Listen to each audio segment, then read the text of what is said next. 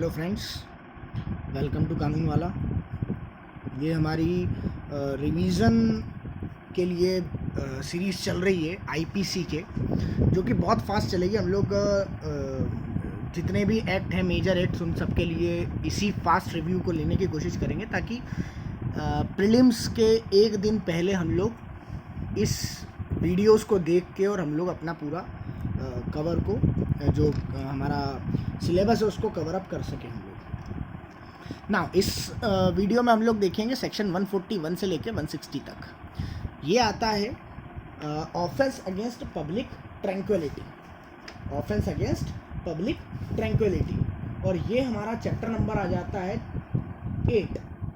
तो chapter number 8 section 141 से लेके 160 तक आता है। इसमें दो टाइप के ऑफेंसेस दिए हुए हैं, पहला अनलॉफुल असेंबली से रिलेटेड और दूसरा दंगे से रिलेटेड। तो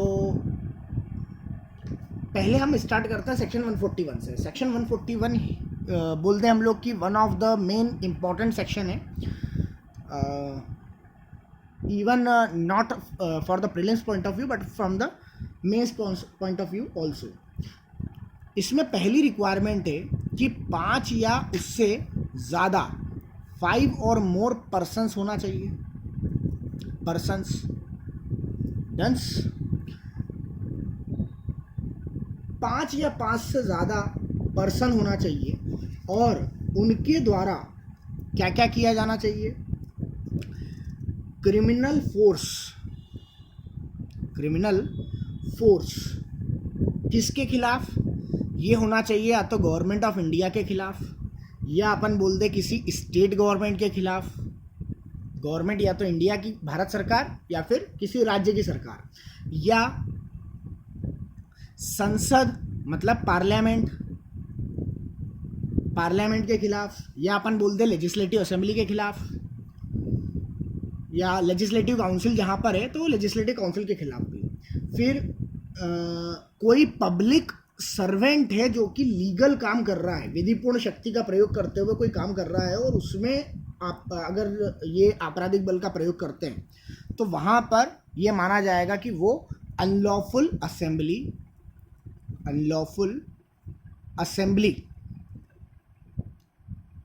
है। क्लियर? ये फर्स्ट पॉइंट।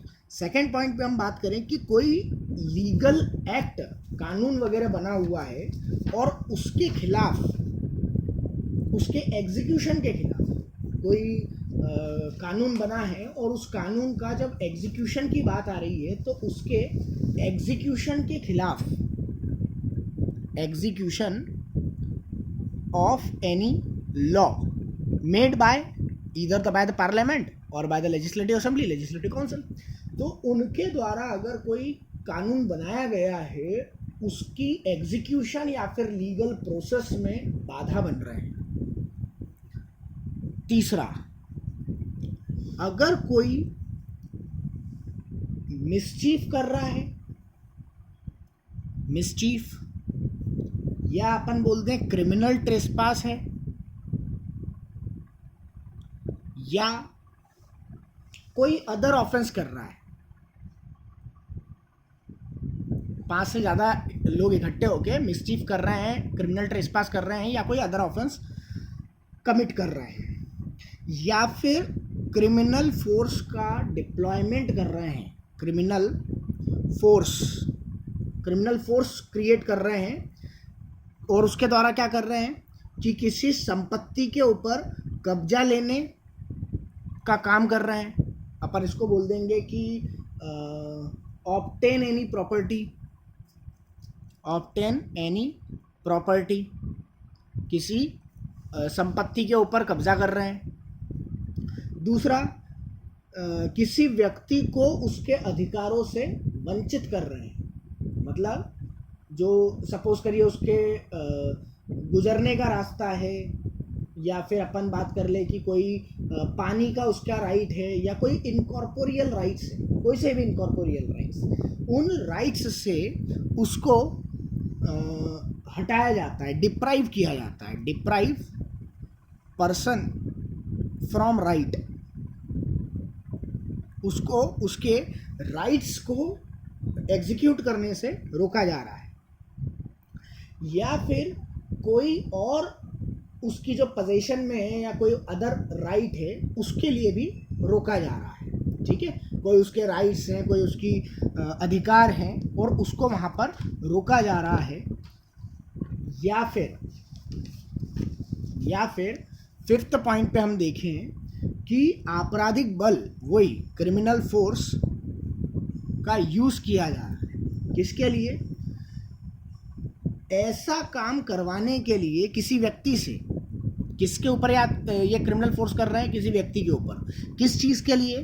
कि उससे ऐसा एक्ट करवाना है जो कि वो करने के लिए लायबल नहीं है, या कोई सा एक्ट जिसको वो करने के लिए लायबल है, उसके राइट्स हैं करने के, वो नहीं करने देना उसको, या फिर कोई ओमिशन, उससे जानबूझ के ओमिशन करवाना है। तो अगर इस टाइप की कोई 5 जन से ज़्यादा की भीड़ ऐसा कोई काम करेगी तो हम उसको बोलेंगे कि ये एक अनलॉफुल असेंबली है। और अनलॉफुल असेंबली की जो सदस्य रहेंगे, ठीक है, तो वो सदस्य जो रहेंगे उनकी हमको जो डेफिनेशन मिलेगी वो मिलेगी, इसकी पनिशमेंट जो मिलेगी वो 143 में मिलेगी। और being a member of unlawful assembly, कोई व्यक्ति जो कि इंटेंशनली इसको ज्वाइन करता है और मना करने के बाद भी कंटिन्यू इसको, मतलब ऐसा कुछ एक्ट हो रहा है उसके बाद भी कंटिन्यू चलता रहता है, तो फिर हम उसको बोलेंगे कि वो he is a member of the unlawful assembly. Now इसके बाद हमारे पास ये 141 नंबर सेक्शन था। 141 के बाद अगेन सेकेंड इंपॉर्टेंट सेक्शन है 146। 146 बात करता है रियॉटिंग के बारे में। रियॉटिंग मतलब होता है बलवा। देखो, नॉर्मली जिस चीज़ को हम लोग सामान्य तौर पर दंगा समझते हैं कि भीड़ ने आई और दंगा कर गया, उसको हम यहाँ पे बोलते हैं बलवा। उसको क्या बोलते हैं? बलवा। और जिसको हम लोग सड़क पर मारा कुटी करना बोलते हैं उसको बोलते हैं दंगा। ये बेसिक डिफरेंस है या बेसिक डेफिनेशन बोल सकते हैं हम लोग। तो सेक्शन 146 ये बोलता है कि अगर कोई 5 या उससे ज़्यादा लोग मिलकर विधि विरुद्ध जमाव करते हैं, मतलब वो अनलॉफुल असेंबली क्रिएट कर रहे हैं और उनका एक ही कॉमन ऑब्जेक्ट है उनका क्या करना? कि क्रिमिनल फोर्स करना, या फिर हम बोल सकते हैं रियॉट करना। क्लियर? रियॉटिंग करना या फिर क्रिमिनल फोर्स किसी के ऊपर क्रिएट करना। अगर ये सब चीज़ें अगर होती हैं तो हम बोलते हैं कि वहाँ पर बलवा हुआ है, रियॉटिंग है, सेक्शन 146 के अंतर्गत। अब इसकी पनिशमेंट जो है वो 2 साल है और 147 में दी हुई है। 148 में अगर कि वो डेडली वीपन्स के साथ किया जाता है तो, ये साधारण के साथ में है, अगर डेडली वीपन के साथ किया जाएगा तो 148 में आ जाएगा।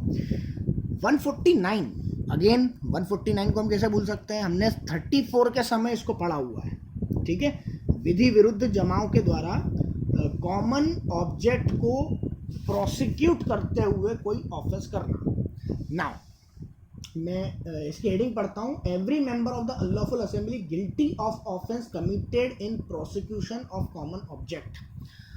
अगर कोई अपना क्रिमिनल फोर्स है वो अपने कॉमन ऑब्जेक्ट को बढ़ाते हुए और क्रिमिनल फोर्स कर रही है या रियॉटिंग कर रही है, दंगा कर रही है, तो उसके हर मेंबर, उस असेंबली में जितने मेंबर हैं वो सब लायबल होंगे।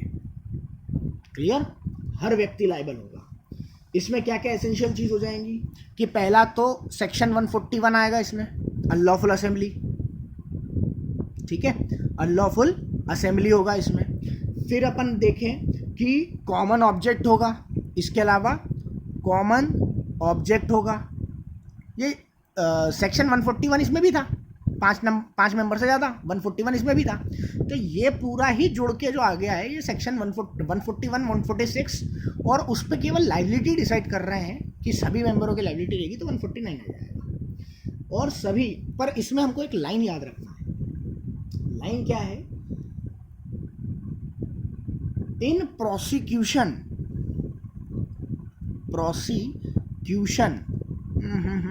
एक 1 सेकेंड, थोड़ा सा कॉपी ऊपर हो रही है. Now you can I can write here, in prosecution of common object.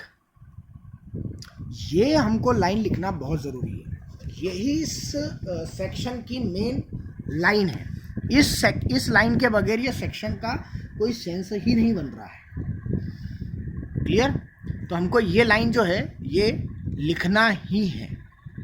Now अब हम लोग बात करते हैं दंगे के बारे में. तो दंगे के लिए अगर हम लोग बात करें सेक्शन 159 और 160, तो 159 क्या बोलता है? 159 बोलता है एफरे के बारे में बात करता है. एफरे मतलब होता है दंगा. दंगा कब होगा? दंगा होगा जब 2 या 2 से ज़्यादा व्यक्ति, दंगा बोलते हैं या फिर हम लोग हंगामा बोल सकते हैं, हंगामा या फिर दंगा. जब 2 या 2 से ज़्यादा व्यक्ति होंगे, पहला पॉइंट. दूसरा, पब्लिक प्लेस पे, किसी पब्लिक प्लेस पे अगर वो लोग कुछ ऐसा एक्ट करते हैं जिससे पब्लिक को डिस्टरबेंस होगा, पब्लिक पीस जो है वो डिस्टरबेंस होगा, तो क्या कर रहे हैं वो? Disturb public piece. तो अगर कोई व्यक्ति, 2 या 2 से ज़्यादा व्यक्ति हैं, पब्लिक प्लेस पर पब्लिक पीस को डिस्टर्ब कर रहे हैं, तो हम ये बोलेंगे कि वहाँ पे दंगा हो रहा है. क्लियर? और दंगे होने पर 1 महीने तक की सज़ा हो सकती है. एक और हमको इस पे बात ध्यान रखना है कि क्या इसमें ये बहुत इंपॉर्टेंट है, क्या दंगा प्राइवेट प्लेस पे हो सकता है? नहीं, इट्स बिग नो, बिल्कुल भी नहीं. पब्लिक प्लेस पर ही होना चाहिए, 2 व्यक्तियों के बीच में ही होना चाहिए और पब्लिक पीस डिस्टर्ब होना चाहिए, तो ही हम बोलेंगे कि वहाँ पर दंगा हुआ है. चलिए, तो अगर आपको अच्छे लग रहे हो, समझ में आ रहा हो, तो please like, share and subscribe. Thank you.